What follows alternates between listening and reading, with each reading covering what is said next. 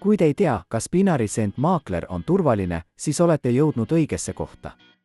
Selles videos räägin teile sellest, kas selle maakleri juures on turvaline investeerida ja mida peaksite enne demokonto avamist silmas pidama. Läheme asja juurde. Binary-Centil ei ole ühtegi valitsuse litsentsi, sest ta tegutseb ainult riikides, kus sellist sertifikaati ei nõuta. Binary-Cent on väga populaarne maakler, kellel on väga rikkalik pakkumine ja suurepärased analüüsivahendid. Kui soovite avada konto selle maakleri juures, siis link on selle video kirjelduses. Ja kui otsite maaklerit, mis on sertifitseeritud, siis leiate kirjeldusest ka alternatiivse maakleri. Demokonto avamiseks minge maakleri veebilehele, mille leiate selle video kirjeldusest.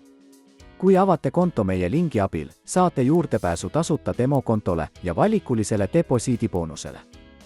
Vajutage ekraani paremas ülanurgas nuppu ja sisestage oma e-posti aadress ja parool. Seejärel kinnitage oma registreerimine ja olete valmis. Mõne aja pärast viiakse teid kauplemisplatvormile, kus saate testida oma strateegiaid ilma igasuguse riskita. Siit leiate kaubanduse konfiguraatori, mis võimaldab teil muuta aegumistähtaega, investeeringu suurust ja investeeringu suunda. Kui arvate, et hind tõuseb lähitulevikus, siis vajutage rohelist nuppu. Ja kui arvate, et hind langeb, siis vajutage punast nuppu.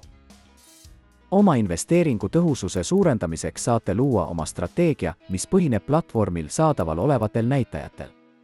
Siin saate valida paljude olemasolevate näitajate hulgast, mida saate piiramatult konfigureerida. Enne esimese deposiidi tegemist soovitan katsetada strateegiat demokontol. Esimese deposiidi tegemiseks klõpsake lihtsalt siin ja seejärel valige üks olemasolevatest deposiitmeetoditest. Saate teha sissemakseid veebipõhiste rahakottide, krüptovaluutade ja krediitkaartide abil. Sõltuvalt sellest, millises riigis te elate, võivad makseviisid erineda. Oma sissemakse väljavõtmiseks peate oma konto kinnitama. Peate kinnitama oma isikut ja elukoha aadressi. Selleks peate valmistama ID-kaardi või passi foto. Kontrollimine on vajalik, sest maakler peab järgima rahapesuvastaseid eeskirju. Loodan, et see video oli teile kasulik. Kui jah, siis palun jätke like ja tellige see kanal, et olla kursis uute videotega investeerimismaailmast.